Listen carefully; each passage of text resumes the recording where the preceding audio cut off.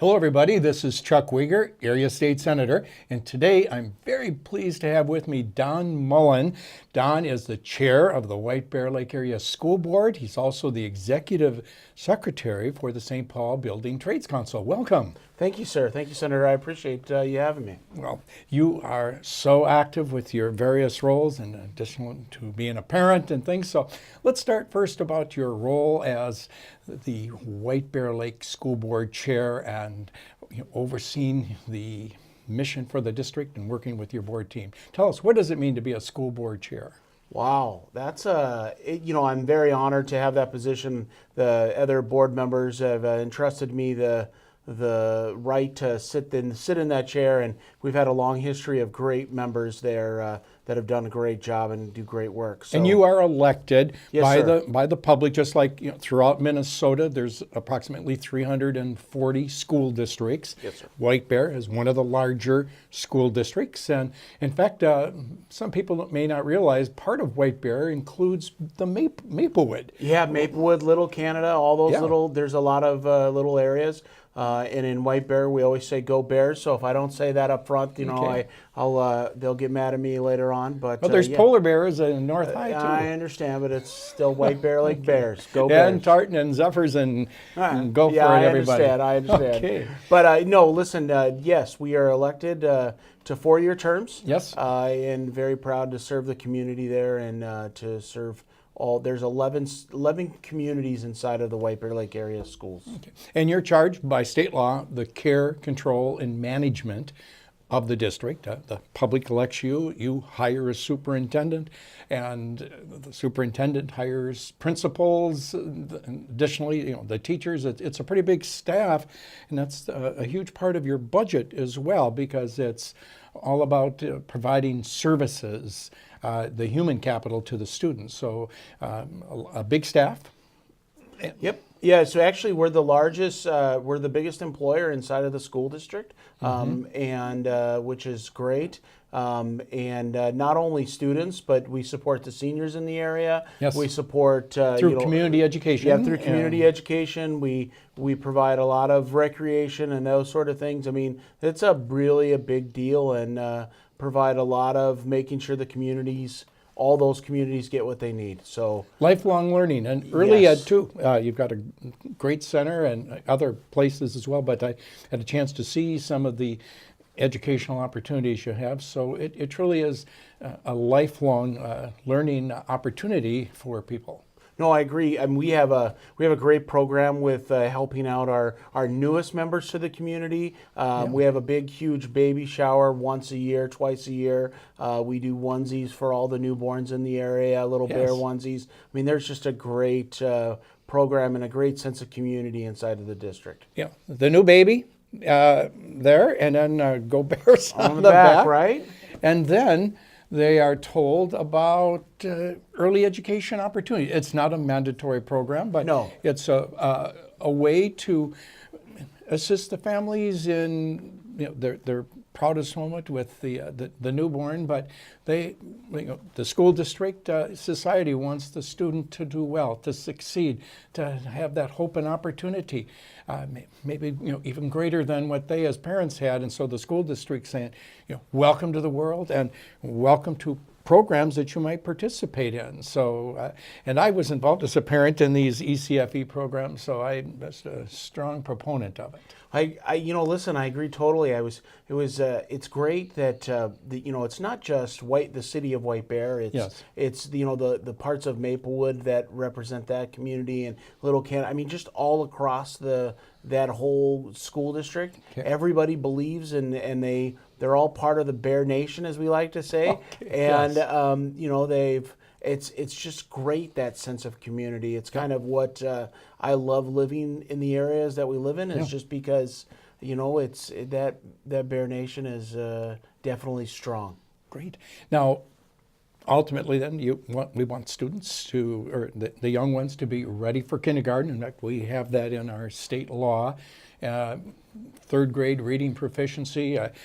You've got your various programs. You put together reports, and so for every school, public school, charter school in our state, people can check to see how you're doing. That's something that the school board works with the superintendent, principals, parents, and others, and just monitoring the progress. How are we doing? And ultimately, it's getting to the graduation, and that students are ready for college career by the end of that journey. And the White Bear and most of our area districts are doing very well on graduation rates. But tell us about that journey, and then maybe we'll segue into the building trades and the wonderful opportunities that are available in that. So.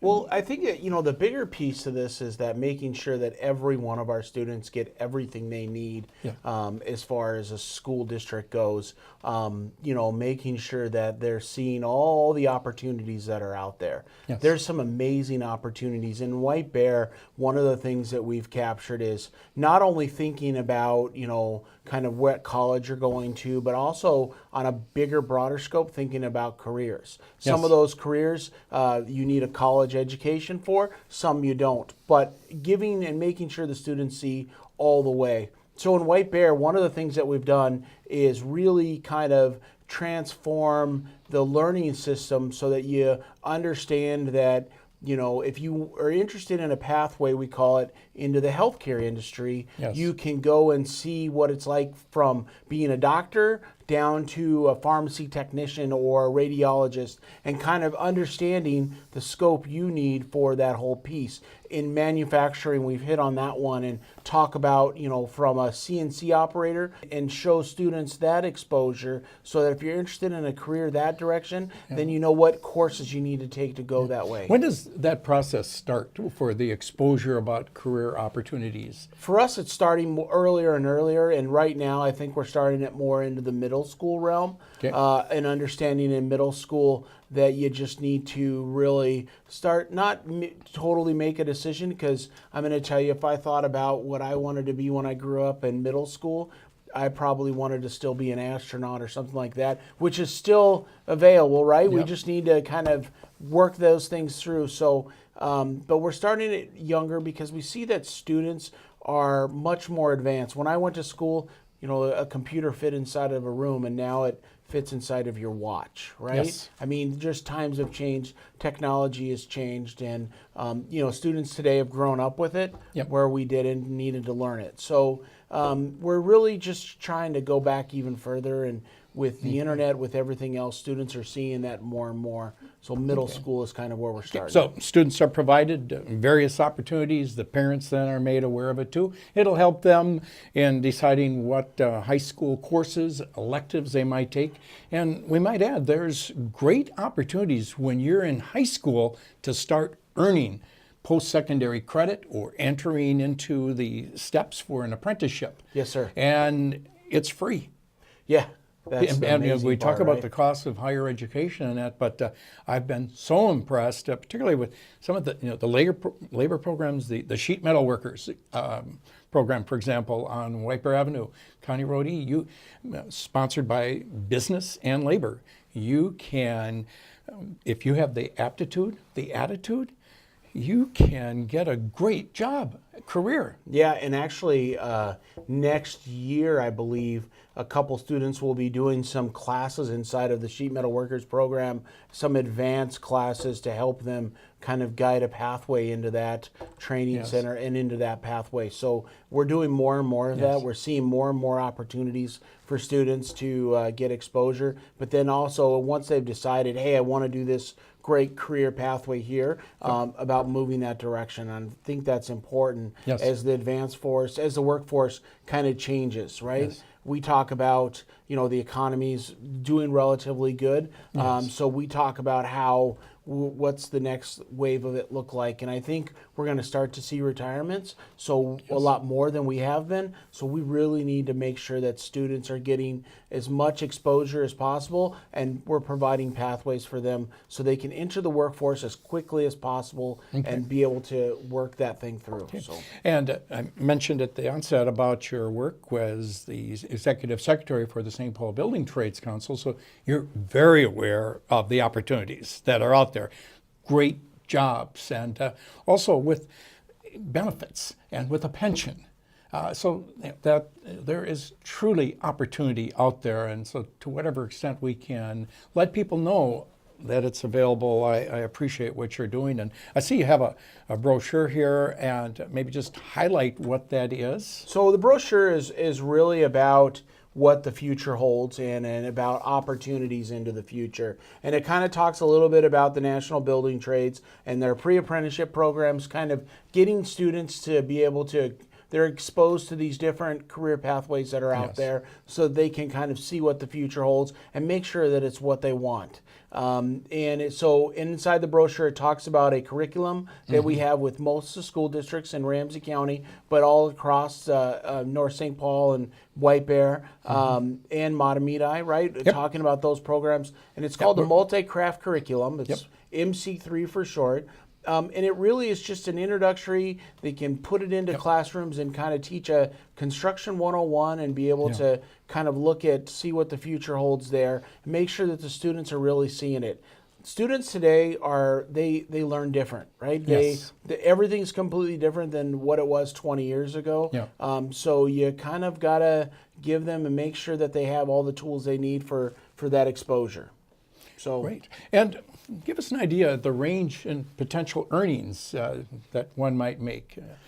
Sometimes people are very surprised to know that it can be a very good career in terms of getting that home and other things that people aspire. Well, the great thing about the building trades in as a construction pathway is that typically, and I'm not going to say that they're all this, but most of the jobs are, the lower end of it is about $20 an hour on the check to start. And that's not including health insurance or pensions or anything else. Yeah, That's that pension is huge. Yeah, and the pension's really going to make a difference for you after you've been working for 30 years. Yeah, And people realize that maybe when they're in their 40s and 50s that, that's an important part of the equation. But you have that security, that economic security as well if you've put in your dues. no, you put in your time right, and you're able to capture at the end of the day. You've worked hard for it. You're able to pull a pension and be able to live and go off and do other things, as we like to say. And you mentioned $20 just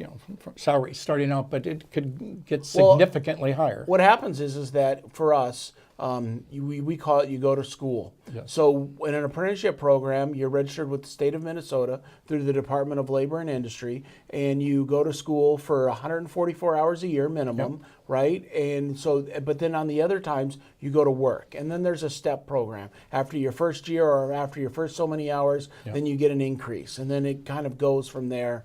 You're building it into becoming a journey person, and then you continue to do educational training throughout your career. Yeah. I still take Lifelong classes. learning. Lifelong learning. Yep. I still take classes. Good. Well, thank you for sharing your insights there and providing the best opportunities for students. And whether it's going to the University of Minnesota, perhaps they're going to go to the military and develop the occupational specialty there. The systems are all trying to work together. And so your role through the building trades, your role as a school board chair, helps reinforce that message. And just on a personal note, where were you raised, and you have a family? Tell us just briefly about that. So Kelly, my wife Kelly, and I, we have 2 kids. I married a St. Paul girl, and that's how I found Minnesota. And we've got, 3 kids. One of them that graduated in 2009, and the next 2 are coming up relatively quick, 2020 and 2022. Yep. And they're all lifelong learners, but they're all doing very well, and I appreciate it. And on a personal note, I want to thank you for your work here at the Capitol. It's important that to have you here in this seat, and it's important that your work on advocating for education is so important. As a school board member, I'm going to tell you that leads the charge for us, being able to have somebody here like you that supports education so much. So thank you very much for that. Well, thank you very much, Don. And for persons that'd like to get a hold of you or some of the topics we've mentioned, is there an email, a telephone number? If you go on the White Bear Lake School Board website, my email address and my telephone number are on there. It's just quick. It's donald.mullin@isd624.org. Great. And in addition to the White Bear, we've mentioned the message about the trades that applies throughout. And so we especially invite viewers with an interest in that to pursue it. So thank you again for joining us, and continued success to you in your journey. Thank you very much, sir. Good. Thank you, viewers.